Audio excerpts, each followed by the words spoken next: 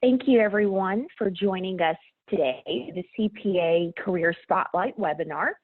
I am Courtney Sanders, Senior Manager of Academic and Student Engagement at the Association of Certified Professional Accountants. And today I have with me Jessica Gray, who is with the CPA Exams team, and she'll be talking to you a bit about the exam.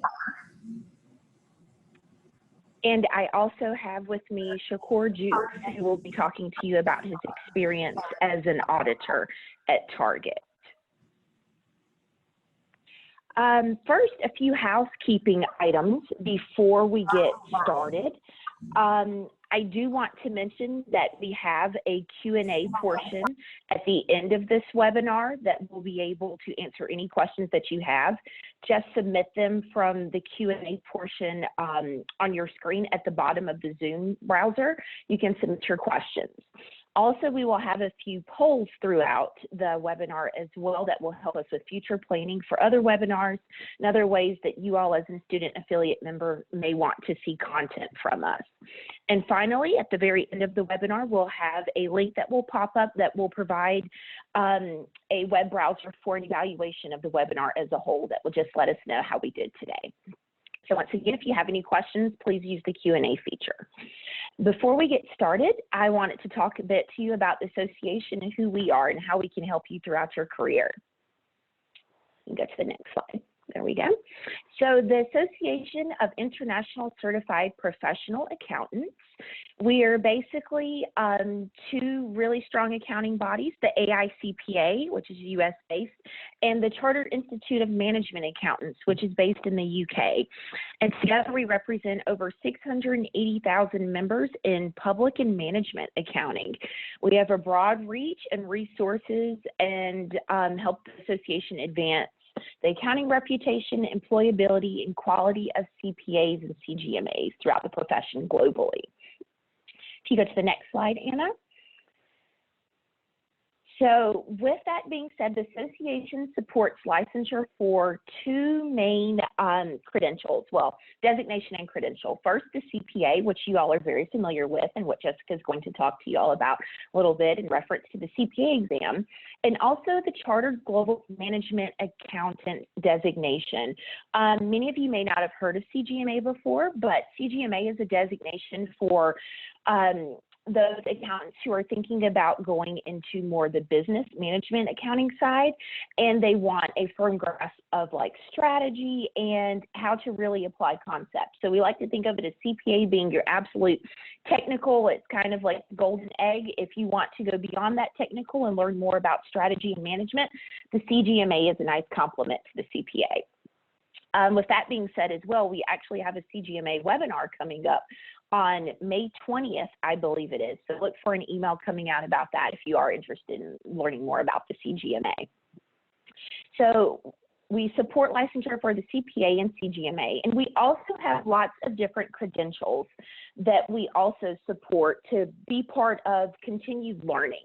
We have many CPAs that want to go into some type of specialization, and so we offer credentials to basically demonstrate that level of expertise, such as accredited business valuation, the CFS, and also the CITP, which all, as you can see in different areas, basically show that you've mastered expertise for that.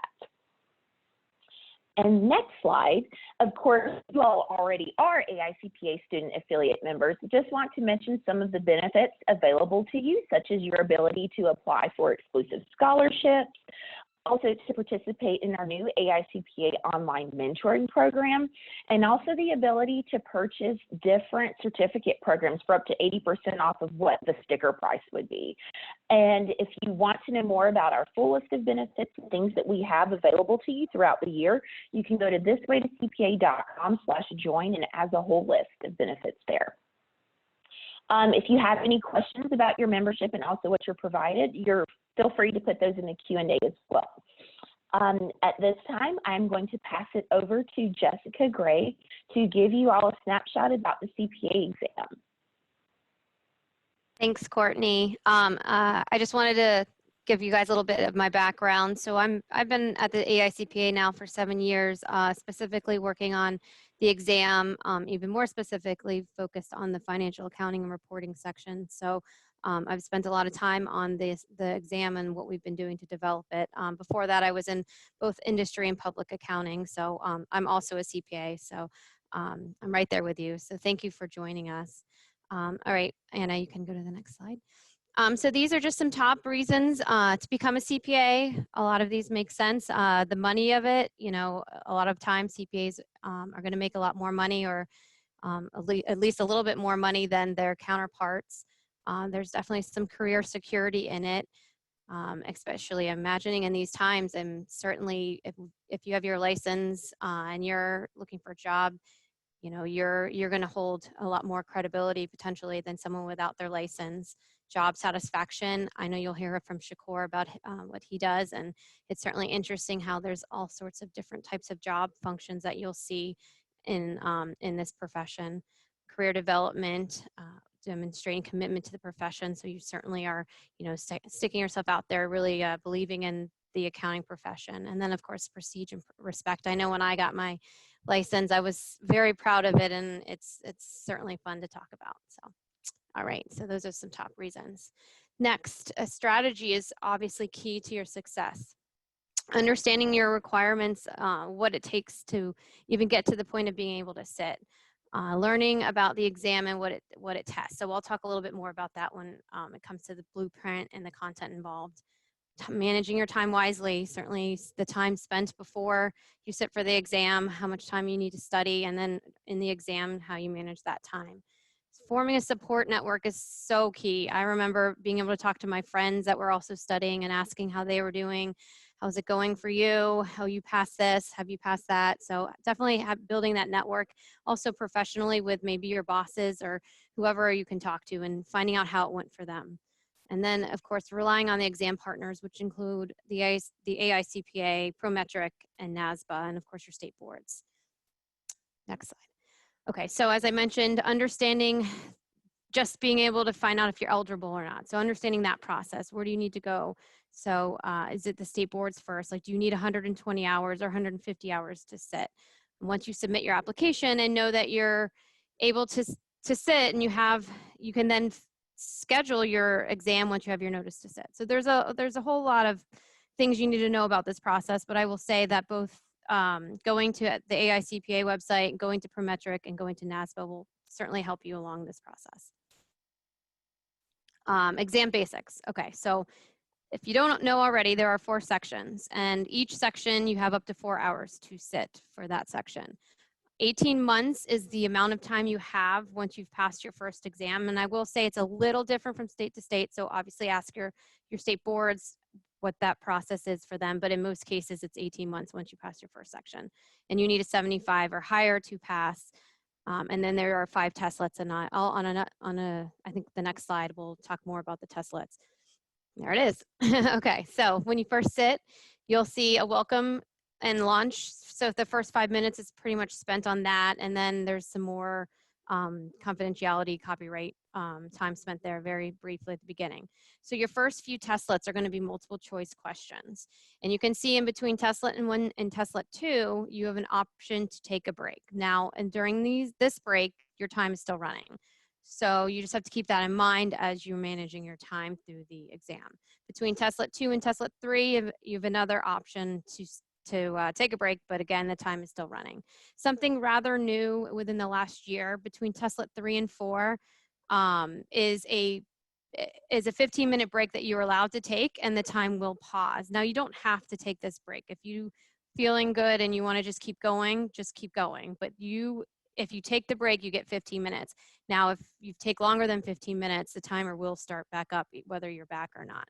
And then between testlet 4 and 5, again, you have the option to take a break, but the time will still run. And as you can see here, as I mentioned, in all of the sections, you'll have some sort of multiple choice questions, then you'll have task-based simulations. And then in testlet 5, a little bit different for BEC, you'll see some written communication, but otherwise the other sections are the same. And then at the very end, there's a survey. All right, Anna. All right, so what does the exam test? So we can move on to the next one. So if you hear us talk about higher order skills, really in the last few years, the exam has really started focusing on critical thinking, analytical ability. So can you take a topic and think through it rather than just know the answer? Is there a bunch of things handed to you, emails, graphs, data, whatever it is, in order to answer the question, not just here's the scenario, answer it. What does the problem solving skill look like? Professional skepticism is really big. That one's really hard to test because a lot of times that comes down to ethics, and it's oftentimes hard to test ethics in a testing environment when you need one correct answer and other answers that are wrong. And then effective communication, which comes down to writing emails and stuff like that. So these are all things that we study and that we're trying to test because that's what we heard from the profession. So you'll hear higher order skills, and that's what we mean by that. All right, Anna. Skill level. So this is in the blueprint, which I'll talk about after this on the next slide. This is our way of writing questions, meaning you'll see remember and understand in the blueprint, you'll see application, you'll see analysis and evaluation. And if we're testing content, for example, in FAR, we test cash. And if we test that at analysis, we test it at analysis because we believe the candidates need to have substantial knowledge on this subject. That would make sense because most students out of college and in the profession are going to see cash, whether it's in audit or in regular industry. You're going to see PP&E, you're going to see inventory. So all of these types of topics are tested at analysis, which means we're asking you to critically think through this topic. Application would be more basics. We might give you some scenarios and you need to be able to book the journal entries. R&U is going to be very definitional, very definitional. Evaluation is only tested in audit, and that is pretty key because when you look at the blueprint, and you can go to the next slide, Anna, because this just kind of wraps up the blueprint. If you look at the blueprint, it lays out content, organization, and by weight, and it lays out the skills and allocation and by how much. So if you go to audits blueprint, you'll see evaluation has a percentage of weight towards that would be tested. And that one of those reasons is we've determined through the profession and practice analysis that when you go out to do an audit and you're doing testing on inventory, you may have to make some evaluations out in the out at the clients that you would normally maybe ask the partner or the manager involved. So this is kind of how we've determined at what skill level these things need to be tested, and then representative task statements are all attached to the skill and the content. So certainly check out the blueprints. You can see here there's a website, and if we don't also list it at the end, I'm sure we can send it to you. So Anna, you can go to the next slide. Okay, so another way to kind of understand the test before you take it to practice it is our sample test. The interface is exactly like you're going to see on the exam. There's a dedicated workspace, copy and paste. All the functions that you would see on the exam are in the sample test. So we really recommend when you're getting ready to go take the exam to check out the sample test first. And that's on the AICPA website as well. All right, Anna. Oh, that's it for me. All right, Shakor, you're up. Hi, everyone. Thank you for joining today. My name is Shakor Jukes. I'm a native of New Jersey. I'm a senior auditor as well at Target. Been located at Target for a year and a half. So just kind of quick things about myself. Like I said, I was born in New Jersey. That's where I got my academic studies. I went to Fairleigh Dickinson University for my undergraduate degree, and then I continued on to Montclair State University where I got my MBA. I developed a passion for accounting in high school. That's where I took my first accounting course, which led me to attending Fairleigh Dickinson University. I never pictured accounting outside of debits and credits, but so far this career has gave me an amazing journey and something that I'm just beneficial and passionate about continue on throughout my journey within accounting.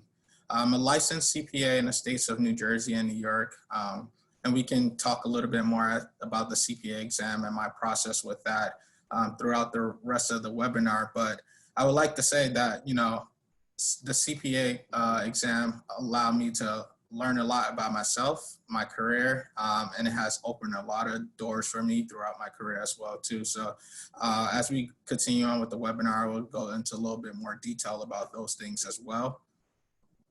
And about me, just personally, I'm a big sports guy, so I love sports. I love the competitive nature. That's just naturally who I am. So those are the things that really just make up the about me. And I look forward to just continue on to give you guys some insight about myself.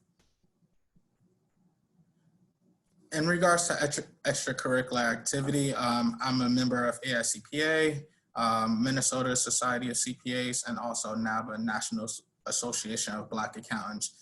These extracurricular activities has really just shaped my experience within the profession. It allowed me a lot of various opportunities, as you see listed. I was a member of the AICPA Leadership Academy, which was for the top 30, a little under 35 young CPAs within the profession around the US. And we got together to really just hone in on our leadership skills, since we are the leaders of the profession going forward. So leadership within our careers, leadership personally, and just leadership within the overall profession of accounting. I was also a member of Accounting Scholars Leadership Workshop when I was an undergraduate. That's a program for undergraduate and graduate students who are looking to develop on their leadership skills, but also gives you those insights to passing the exam, gives you the opportunity to explore various different professionals throughout the accounting profession. So you learn about the different avenues where your CPA license can take you. And that program for me was really beneficial as I got more and more involved within the accounting society and also within a profession.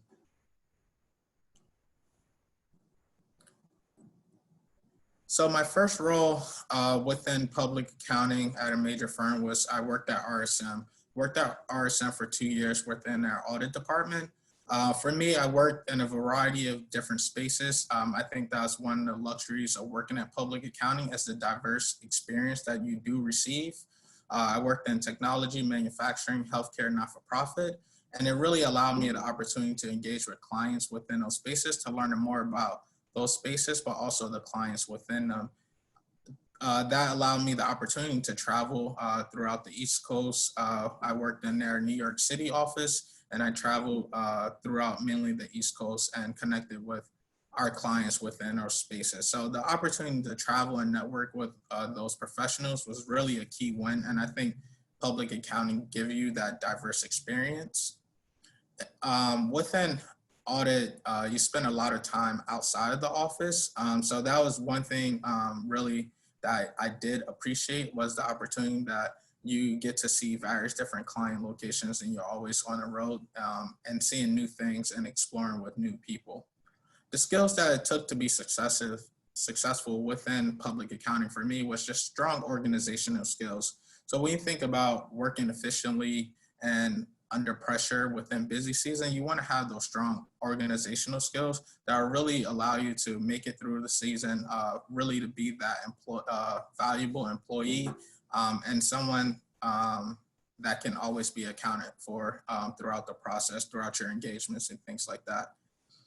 The other skill that was really key for public accounting was interpersonal skills. I think this is a key one that not many people talk about on a daily, but I think the ability, adaptability, you're engaging with professionals of all levels. So when you're at client locations, you're interacting with some CFOs, you're interacting with some staff level individuals, and sometimes you get to interact with the CEO depending on the size of the company. So having that ability to adapt and connect and communicate with professionals of all levels really allows you to be a successful person within the public accounting space, and also you are able to transfer those skills into other parts of your career as you continue to grow. And ultimately, the lesson I learned from this phase of my career, which was the early on phase of my accounting experience, was the ability to really just own your career. You have the opportunity to engage with clients in industries of all sizes. This is an opportunity for you to think about those spaces and what you want to get experience in and really just speak up about it to your managers, your partners that you're working with, say, hey, I would love to work on an engagement or a client within this space because I have an interest or a passion for this space. And I think working in accounting, working in public accounting gives you these opportunities. And the only way you're going to get those opportunities if you're able to speak up and you seek those opportunities, and seeking those opportunities to provide meaningful work. So thinking about your contribution to these firms at a bigger scale, like the bigger picture of what it does for your career and the impact it will have on you and the steps that you'll need to get there throughout your career. And currently, as I discussed, I'm a senior auditor at Target. I've been at Target for 1.5 years now. I moved to Minneapolis, which was an interesting phase of my career as well too. I was recruited to Target through the National Association of Black Accountants National Conference. And currently at Target, I work in their internal audit department. And the team I work directly on is our guest and strategy team. And at a high level summary, our guest and strategy team is pretty much anything that impacts the customer experience with shopping at Target and how you engage throughout the store level.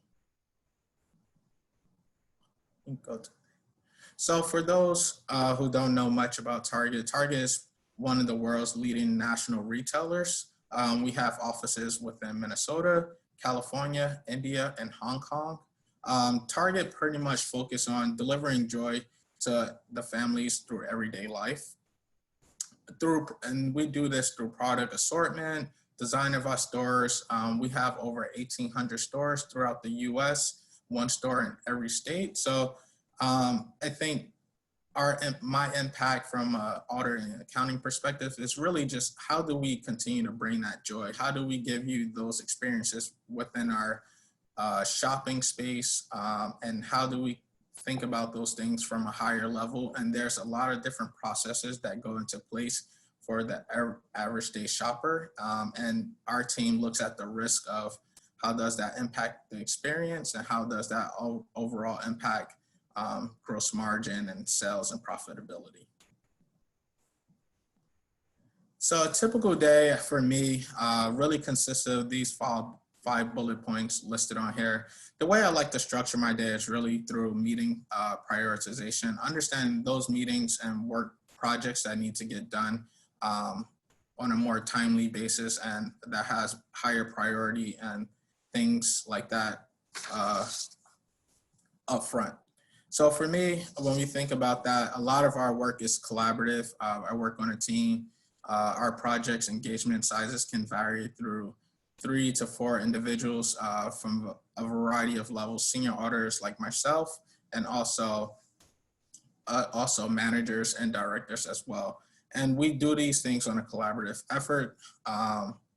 Key things we think about is just our business partner meetings. We meet with a lot of teams throughout our HQ location, whether they're in merchandising, marketing, digital, and we work together with them to identify those processes and improvements in which they can make in order to deliver on their strategy, their goals, and also their ability to just continue to meet their objectives. From a professional development statuses, I always look for the opportunities to develop professionally. And I had consistent meetings with my managers and directors, but also my peers as well, to think about how can we continue to grow as professionals within the auditing and accounting space at Target, and in order to continue that constant development throughout our journey, where can we get to in our careers? And the fourth bullet point, get to know you. I think this is something unique about Target, where we have the opportunity to just engage with individuals from all spaces of their company. So I outline marketing, digital, technology. There's a lot of different individuals, and these get to know yous are really just the opportunity to formally just meet individuals outside of the accounting space and learn about what they do, their backgrounds, and also they get the opportunity to learn about yourself. So not only am I working within my own individual internal audit teams, but I'm having the opportunity to just really engage with professionals of a variety of different spaces and just learn about more what they can do and how they got to within their profession, and also give them insights into what I do as an internal audit space. So that has allowed me the opportunity since moving to Minnesota to engage with a lot of individuals and also just build the community of and that network of professionals within the space. So these are opportunities that are encouraged at Target, and I think it's something that's really beneficial as you continue to grow your career. You get to network, you get to build a network of individuals within other companies, within your company, and other spaces as well. And lastly, the various internal social events. So at Target, I like to say there's always something going on outside of your day-to-day work. If you guys had the opportunity to check out the This Way to CPA Instagram story yesterday, you'll see that there's various different events that I shared. One being the opportunity to meet with Issa Rae. That was more of the most recent events that happened at Target, where we have different speakers, whether they're celebrities, there's various fun events, athletes and things that always come in to talk to our team members about various different topics. And I think that's something that I really enjoy just outside of my day-to-day work, is the ability to attend these events to really just give you that excitement about coming to work every day, but also it shows you that not only can you work in this company within our accounting department, but you can get to enjoy the benefits of everything else that happens within those companies as well. Go to the next slide, Anna. So the skills and technology used currently within my role, I think being in an accounting space that you really have to be a self-starter. I think that strategic thinking really helps you to think outside the box. When you work as a public accounting and just internal audit space, you are that independent party who has that outside thinking, and really you have that voice of assurance or that voice of, hey, these are the things you can be doing differently. And you're really thinking about how can we identify risk or provide that assurance that will allow our companies to be successful later on. So that self-starter mindset, it's just really how can you do those things on your own and really to give back and provide value to the companies you work with. And from a technology aspect, currently we obviously engage with auditing software on a day-to-day basis, but I think the biggest one here is the data analytic tools. I think when we think about just the accounting profession and just the overall natural progression of the profession, where we're going towards a technology-driven space of auditing and doing work, I think data analytic tools is something that our team use on a daily, and when we think about within our engagements from day to day. So an example, we use data analytics to really understand what areas of their significant risk to target. How can we find metrics to validate that these areas are significant and have an impact to the work that we're doing? Whether we use, I would say the data analytics tool that our team uses called Domo, where we really look at tons of dashboards and metrics, but we are able to pull thousands and thousands of data to really these small charts and to really spit out information that really gives us the direction in which we need to take our engagements. So as I think about the profession and how we can utilize technology and data to really be able to, for us to really be able to deliver valuable product to our clients and to our teams, I think it really goes a long way. Go to the next slide, Anna. So the difference between public and private accounting, this is normally a hot topic for individuals looking to start their career within the accounting phase. And I would say there's no right or wrong path. Both are rewarding in their own aspect, and they both give you different perspectives on these 3 bullet points that I've identified for you guys. So the viewpoint on the business processes is that from a private standpoint, private accounting, you are more essential to the day-to-day operations and success of a company. So that's where I currently am at Target. We work on a day-to-day operations of Target and Target in a whole.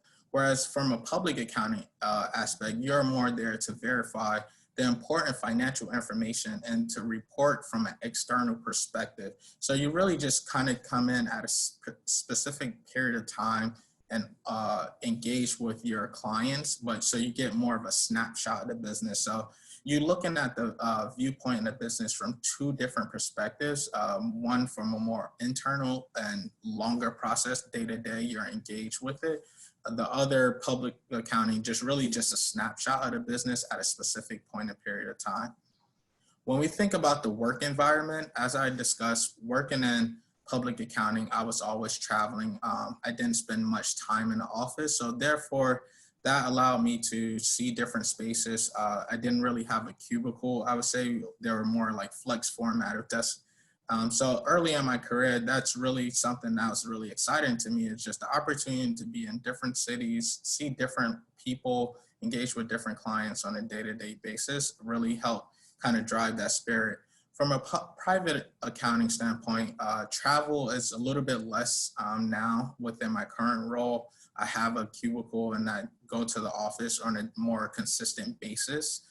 So that ability to engage with the people within our HQ office, I'm able to develop a lot of different friends from a various different sectors and pyramids within a company. Whereas in public accounting, I really more so engaged with those members who I was on my engagement team with. And lastly, the industry experience. As I discussed, public accounting really gives you that flexibility to touch upon a lot of different industries. As myself, I worked in technology, healthcare, not-for-profit. I was really able to get an understanding, all right, what is something that really excites me within those different industries, and how can that set me up for later on in my career if I want to go into work in a private aspect within those industries. Whereas private accounting, you're really just focused on one industry. So for example, at Target, it's pretty much all retail. That's what drives our business. So on a from that perspective, private accounting, you're really just narrow focused on one specific industry, whereas public accounting, you get the diverse and varied experience as well. So ultimately, some lessons learned that I have learned throughout my career thus far is really to just be accountable. So being accountable, you're really owning your own actions. You're taking pride and you're taking responsibility for the things that you are accountable for. The ability to just be bold. So don't be afraid to fail while taking smart risks. Failure sometimes can be that greatest teacher. For me, I know it definitely was, but understanding that you really have the opportunity to own your own career, and really taking those risks early on and failing fast really allows you to be understand more about yourself, and it'll be rewarding thereafter. And the ability to be curious, so challenging the status quo. I think I would say that we're all individuals who are really educated and smart and come from various different backgrounds. And I think when we're engaging and we're entering the workforce and industry and these companies, that there are norms that are set, but don't be afraid to challenge those norms. I think there's an influx of new talent, new frame of thinking, and the way we conduct business, it's just consistently changing day to day. As we think about just this pandemic that we're in currently, the ability to adapt and change. Sometimes companies are change resistant, and really just for that newer, fresh experience and talent, the ability to challenge that status quo, to get people to think about things differently. I really want to encourage people to do that. I think for myself, particularly, Target brought me in from a public accounting background. I moved to Minnesota from New Jersey. So they really want to develop a new frame of thinking within their internal audit department. And that's something we're consistently improving upon, so we can get out of those business norms and really adapt to what's happening within our society and within our communities, and also within the profession as a whole. And lastly, just building that one team mindset. So just fostering that authentic communication. I don't think no company is successful without the authentic connection of their employees. So just being yourself, but also being able to connect with those who you work with. And at the end of the day, if we can have a successful team, and we'll have successful companies, we'll have successful firms, and overall the profession will be in a better place going forward. And my advice to everyone, firstly, I know there's always a lot of topics about the CPA exam. CPA exams are passable. These are passable exams. I think you just need to stay committed to the journey and understand that your journey may be different than someone else's. Sometimes there might be bumps in the road, but at the end of the day, when you're able to pass all those exams, you can say that you're a CPA. And I think that's the most rewarding thing for it all. And that was something that I felt true and dear to my heart, that, you know, going through that journey, it had its ups and downs, but I learned a lot about myself, my study habits, just personally what I'm able to accomplish, and just understanding that at the end of the day, I can stand in front of you guys today and say that I'm a CPA, and I really want to see the same for you guys as well too. And I expect that from everyone to one day be a CPA. So stay committed, don't quit on yourself. Sometimes it'll be stressful. I did it while working in public accounting. So the commitment level really had to be at 100%. But thanks to the support of my support system, my mentor and sponsors, they really kept me motivated and kept me driven towards my goal that I set out for myself. And throughout that process, I had to embrace the unknown. So there's unknown things that's going to happen. Obviously, we have to continue living life. So there's life things that happen. There's work things that get in the way as well too. But all of these really will build character and make you the person who you are today. And ultimately, the quote I like to share a lot of times is that a journey of 1,000 miles begins with one single step. So as you think about your CPA, becoming a CPA, and really engaging in those exams, that it really just began with the one single step to say, hey, I'm going to do this. And once you commit to it, just understand that it can be, the journey can be a variety of different lengths, but at the end of the day, it was your journey and you were able to learn something else about yourself. Cool. So yeah, that's all I have for you guys today. I'm looking forward to the questions. It really excites me to learn, to share with everyone my experience too, going through becoming a CPA, but I would love to just answer any questions that I could help you guys with.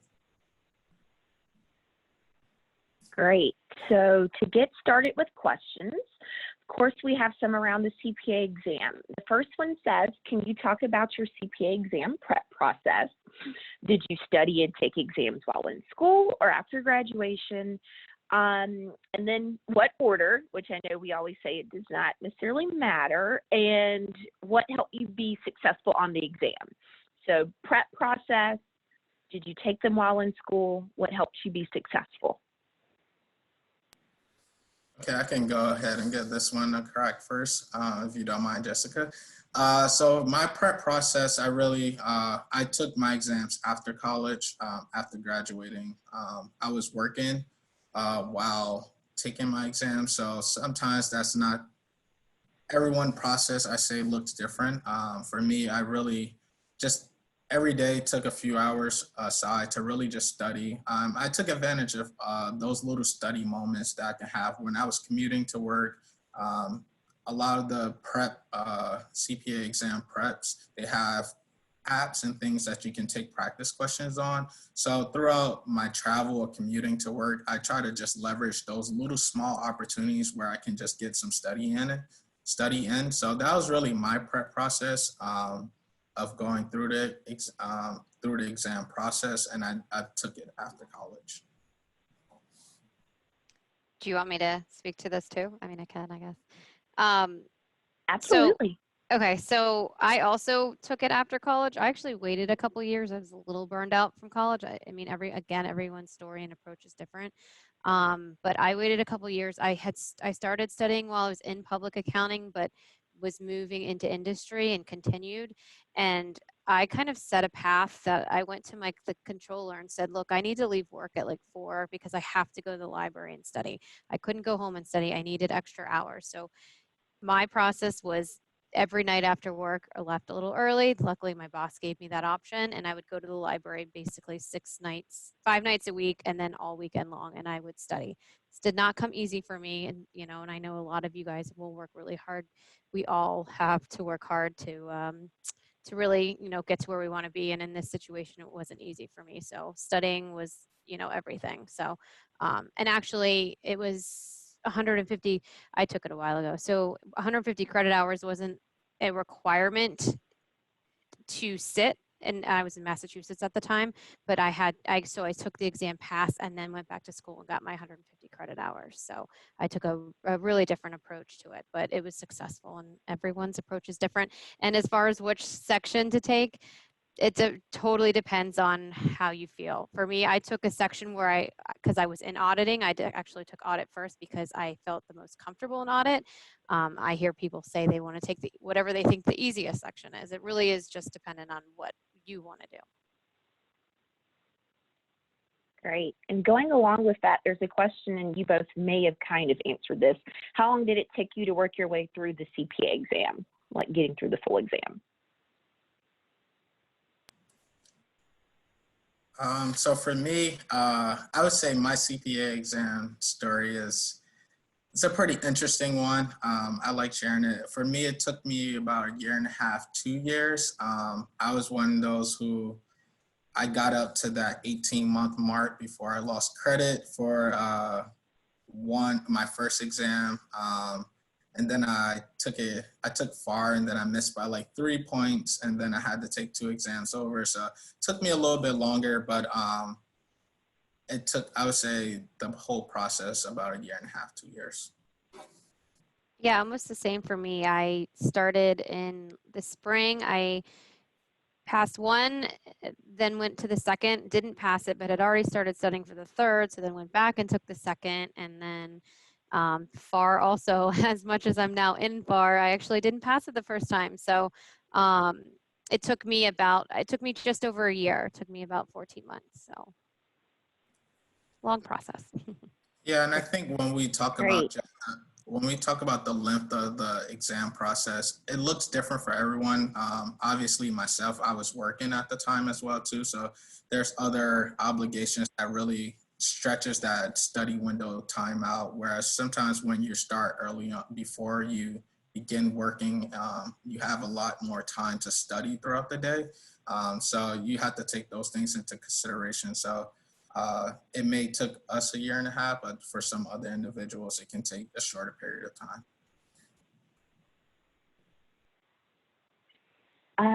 As far as the CPA exam as well, sticking with that theme, is it possible to sit for the CPA exams prior to gaining experience in the field? Does the answer depend on the state? Also, do you think it would be a good idea? So let me just make sure I understand the question was, can you sit before you have your experience? And I believe the answer to that is yes, but I always respond to also say check with your state board to make sure that is accurate. But I believe in most situations, in order to be licensed, you need the experience, but to sit, requirements are different. Just like I could sit with 120 hours, but to be licensed, I needed 150 hours. So every state is different, but I believe, yes, you can sit without having the experience. Gotcha. Next, as far as CPA exam, this is more the CPA license. Not sure if you all can put a number on this, but how much time and money does a CPA normally invest into maintaining their CPA license? Well, I think, again, it's different for each person. It depends on if your company's covering it or not. So I've been lucky enough never to have to pay. My companies have all covered my my CPE. I don't know, Shakor, how. Yes, I would agree with Jessica as well too. So it varies by company and their outlook on just your license, but for the most part, everything has been covered through my companies that I've engaged with. Gotcha. All right, I think this is going to be our last of 2 more exam questions. What is the typical prep time for each subject? No, that varies. Do you guys have any, want to stick with it varies? I see heads shaking. Okay, so answer to that is it varies. Depends probably on your strengths as well. Are the exams the same in every state, even though it has different requirements from each state? Yes, it's a license. It's an exam that's the same throughout the whole world, actually. So there are no different exams. You might get a different panel, but it's all. I don't want to go into the technical details, but basically it's all the same bank of questions, and questions are being pulled for each candidate from the same place. Gotcha. Okay, moving into kind of some public versus private questions. First off, can you just tell the difference between public accounting and private accounting? That was something that was asked. So as I discussed during the panel, I think the biggest difference is really just the exposure to various different industries. Your work environment varies differently through the two, and just your output on the clients that you work with. So from public accounting, you're looking at things from an external standpoint, whereas private accounting, you're internal. So your perspective on the business is two separate. So those are the three key things that I feel are the differences between the two. Obviously, there's hours that I would say that varies throughout the year. The busy seasons, I guess we'll quote them as, looks different between public and private accounting, but there's times within private accounting where things can get really busy as well too, when we think about year end and just different reportings and things like that. So I would say scheduling looks a little bit different, and your work environment definitely looks different. Let's see. Moving into kind of more programs and questions about like classes, things like that. Are there any technical skills that you would suggest that recent grads invest in improving that aren't consistently addressed in accounting programs?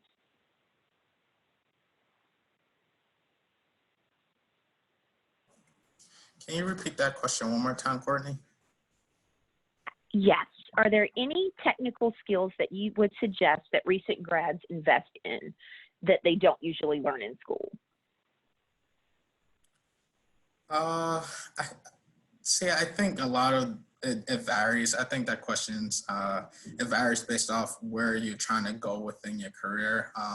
As I discussed, technology and utilization of different data and things are becoming more and more prevalent to the accounting profession. So having just a little bit of exposure in the tech kind of field or industry, I think really helps as well too. Just makes you a candidate that stands out a little bit more, and just having that exposure. Understood. Jessica, did you want to add something to that? I would just add, we talk a lot about like data analytics, and, the buzzwords I was using a lot, just like analytical thinking and, professional skepticism, and really those type skills are certainly important in audit. I think one of the questions mentioned, specifically to audit.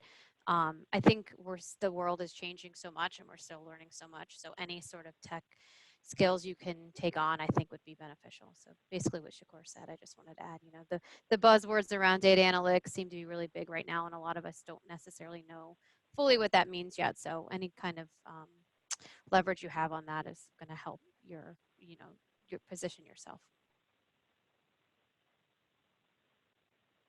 Perfect. For Shakor and Jessica as well. Well, Shakor, what made you decide to pursue an MBA over a graduate accounting degree? For me, the reason I pursued the MBA is just knowing long-term in my career, I want to be kind of more of that management level and understanding business from an entire whole. So my goal is really to just become a CFO. And I think understanding those business, managerial business decisions early on really just allowed me that differentiator early on within my career. For me, I had an undergraduate degree in accounting, so I didn't want to double up. I really want to kind of get something rewarding that will help me on later in my career. I knew it probably wouldn't be the immediate thing that gets me into some opportunities, but I know long term in my career, just having that degree and those letters behind my name really kind of goes a long way. Perfect. This person says they are just starting their undergraduate accounting degree. What advice would you give to someone who is just starting out?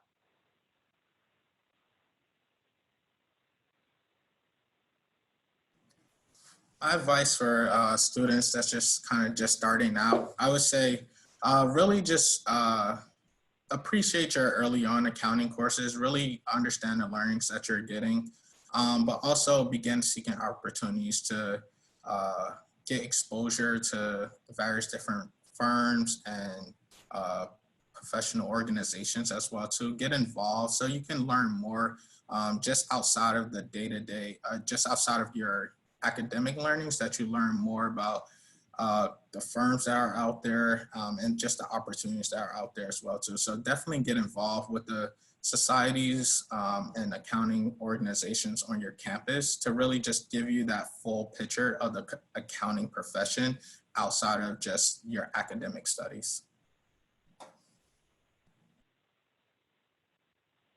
Great. Looking back on the process of becoming a CPA, what do you wish you would have known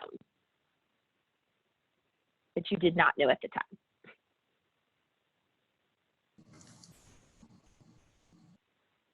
I guess I would say that it's, at the time I feared it, and I wish I wasn't so afraid of it because it's so possible to do if you just, put the time into it.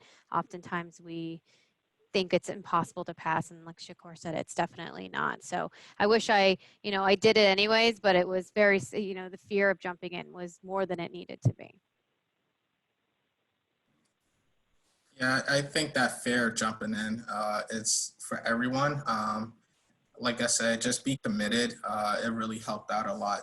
When I think about it, one thing I've said, the key thing I learned afterwards is just that everyone is going to take these exams at different paces. So don't try to compare yourself to your peers. Have that support group, but understand that everyone's form of studying and just retaining information looks different. So and people test taking skills are much different from your friends and your peers. So just really just appreciate your own journey and just know that you have the support of everyone around you.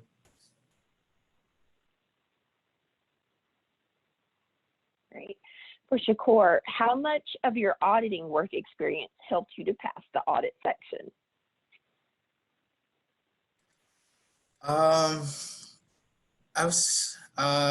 would say a little bit. I think just while I was working in audit and studying audit, the key terms and things that I was learning was really just like, oh, wow, I do this on a day-to-day basis, but the actual terminology sometimes looks different than your actual application. Sometimes in audit, you kind of focus on specific sectors and things like that, so it looks different. So I wouldn't really rely on my experience as the really benefactor of me passing the exam, because I did actually audit was probably one of the ones I struggled with the most, surprisingly, and I was an auditor. So I would say it just really, it gives you more context to what you're doing on a day-to-day basis, but it's not going to help you tremendously in the exam. I think there's some more just formality things that you'll learn as you study.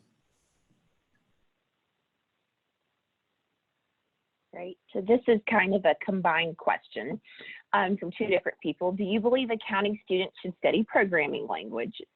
And if so, which ones? And also there is a question that says someone's program, accounting program offers a concentration in data analytics. Do you think that's something good to specialize in?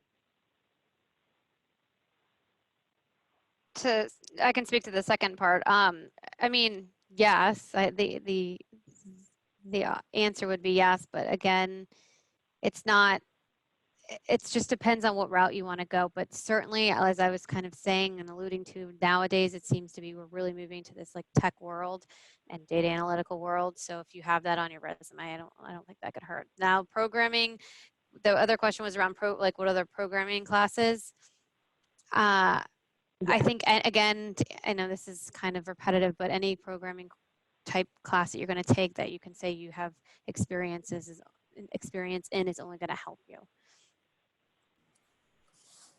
Yeah, and I think with that help, it just, how do you just understanding how do you translate that into the accounting profession? So like, how do you couple those two together to really paint that story of why you chose to focus in data analytics and how that will be a helpful factor within your career in accounting. So just, it's really about the story that you put together. I don't think there's no right or wrong answer, whether you decide to engage or take programming classes or data analytics. It's just really, how do you tell that story of how it'll be helpful for you within your career in accounting?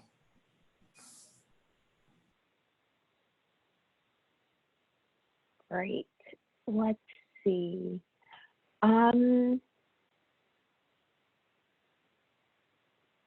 When should you start internships? For example, we have that general question, then one person says, this will be my 3rd year in my undergraduate program. Would this be a good time to begin searching for internships? So just some general information, when to start. I would say the earlier the better. There's obviously a lot of firms that are looking to build a pipeline of talent early on in your career. Some start as early as freshman year. There's various different programs. Junior year, which will be, I would consider your 3rd year, definitely an amazing time to really just get in, just because you're preparing for after college. You want to begin preparing for after college, definitely around that junior year timeframe. So you have some things set up once you graduate. So the earlier the better, but if you're in your 3rd year, there's never too late of an opportunity to get internships, but you want to begin focusing on those things before you graduate college. Great. Back to the CPA exam, seems to be a hot topic as usual. What college courses did you find turn out to be the most useful for the exam once you finally took it? If there were any. So I relied heavily on the review course providers. I think they focus you. So the professors aren't necessarily teaching to the exam. Some are, but not necessarily. So they're going to just stick to the basics of, what you need to know depending on the subject matter. And then I found using a review course provider really helped me focus specifically on what would be on the exam. So that was my approach. I agree with that as well. The exam prep courses really just give you more of that experience on those key items that will be on the exam itself.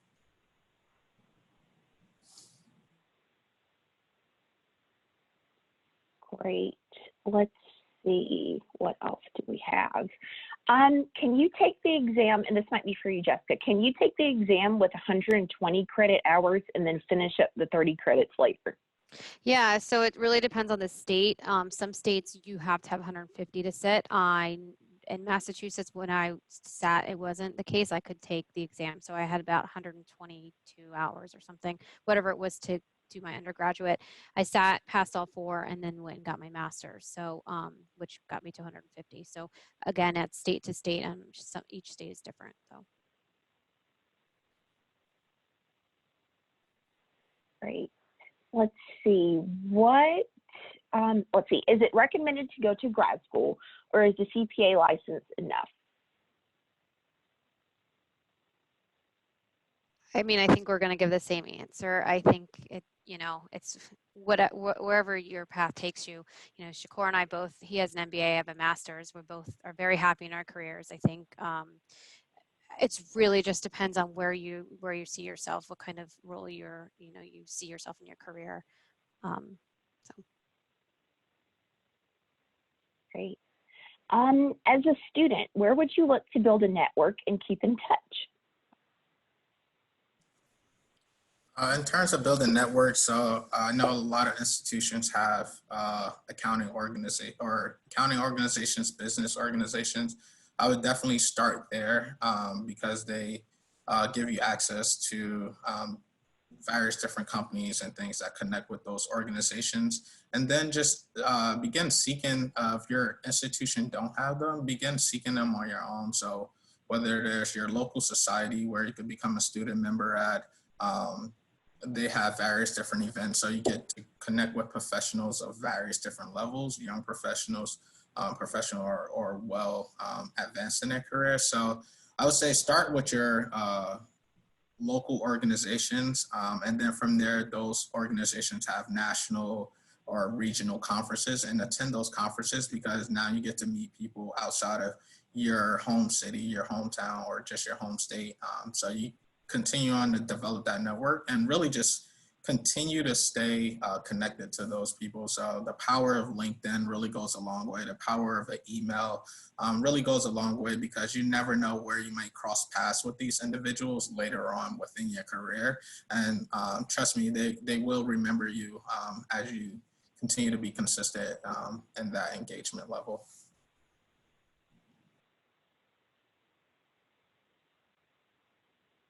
Great. And let's see if there was one more and be respectful of time. I know that we are 1 minute over.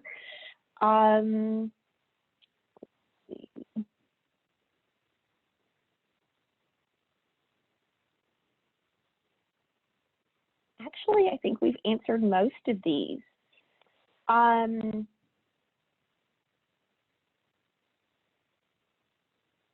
Yeah, I think that this is most of them. I'm not sure if you all have any insight as far as what are the top credentials to complement the CPA license.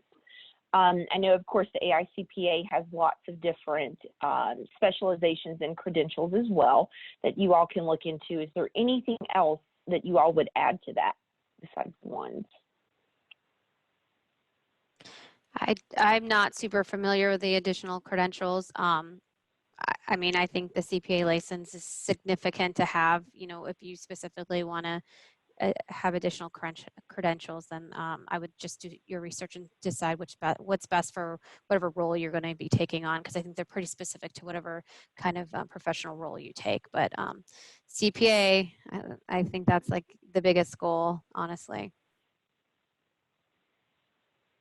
Okay, and I got a second request to answer this question, so I'll do this as the last one. Do you have any advice for a recent graduate who did not have great grades in school to enter the accounting field if they really want to prove themselves? Any words of inspiration or advice? For me, definitely focus on experience. I think experience really goes a long way of just telling your story and why you're in the situations and how you got to where you are now. Experience really goes a long way, and just networking. I guess networking is really powerful just based off who you meet with, those individuals that you continue to engage with, and they really understand you from a different perspective within your career. So just really having that experience and just really having that support system, those sponsors and mentors who can be advocates for you and your day-to-day work and how you are as an employee, I think sometimes really go a longer way than just your academics. Great. So I see we're at 2:04. Thank you all for joining us for this webinar featuring Shakor and Jessica. On the screen right now, you see Shakor's information to connect with him.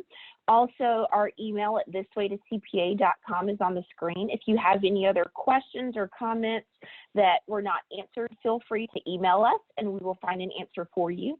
Also, a recording of this webinar will be available on thiswaytocpa.com in an archive section for members only.